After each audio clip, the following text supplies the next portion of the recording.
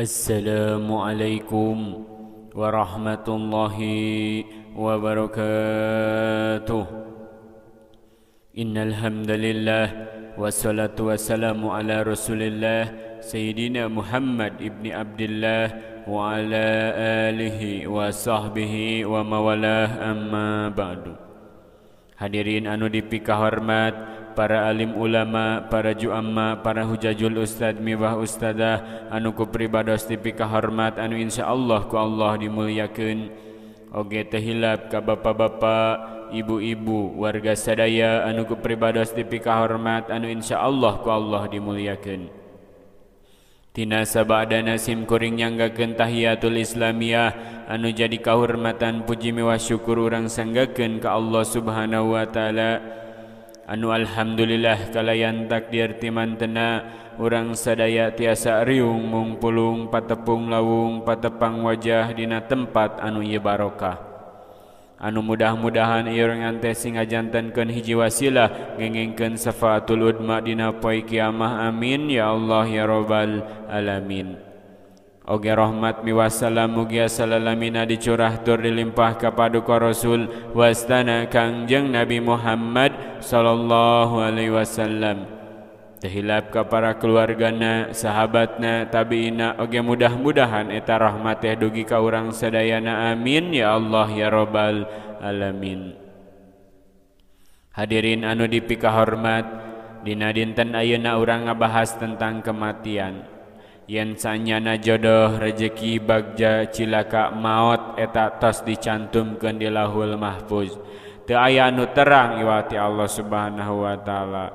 Yen sanyana maot teh ngadodoho urang teu apal iraha urang maot. Boa isuk pageto urang dicandaku anu maha kawasa. Ngan intina urang kudu siap-siap. Urang kudu mempersiapkeun pibekeuleun urang keur engke di akhirat. Lobakeun ibadah gitu. Dina nalika roh papisah jeung raga maot pingaraneunana, maka pegat sakabeh amal urang iwalti tilu perkara. Saur pidawu Rasul, ida mata ibnu adama in qata'a amaluhu ila min salasin sadaqatin jariyatin aw ilmin yuntafa'u bihi aw walidin sholihin yad'ulah. Dina nalika jelema maot maka pegat sakabeh amalna kecuali tilu perkara. Hiji sedekah jariah, dua ilmu anu manfaat, tilu anak anu soleh anu ngadoakeun kolotna. Hiji amal sedekah atawa jariah anu suci tur ikhlas, di mana urang sewaktu hirup sok barang bere kanu butuh, mere sumbangan keur pembangunan masjid jeung sajabana amal-amal anu soleh bari jeung ridho ikhlas sedekah karena Allah Subhanahu wa taala. Nu kadua nyaeta ilmu nu manfaat, nyaeta ilmu anu ku urang diamalkeun di waktu hirup, mamagahan batur, mamagahan barudak, jeung sajabana bari jeung urang ngalaksanakeunana. Nu terakhir nyaeta nu katilu, amal nu bakal nulungan urang teh nyaeta anak anu soleh, nyaeta budak anu ngadoakeun indung bapana. Tah jadi intina urang teh kudu mempersiapkeun sagala napi bakeuleun keur engke urang di akhirat.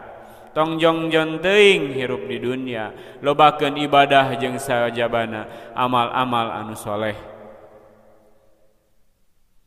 Mudah-mudahan urang sadayana semakin giat kana ibadah sarta dimaotkeun dalam keadaan husnul khotimah, amin ya Allah ya rabbal alamin. Hadirin anu dipika hormat, moal seueur anu dicarios kirang langkungna ulah kirang-kirang hapunten. Tisim kuring di alap cekap. Wassalamualaikum warahmatullahi wabarakatuh.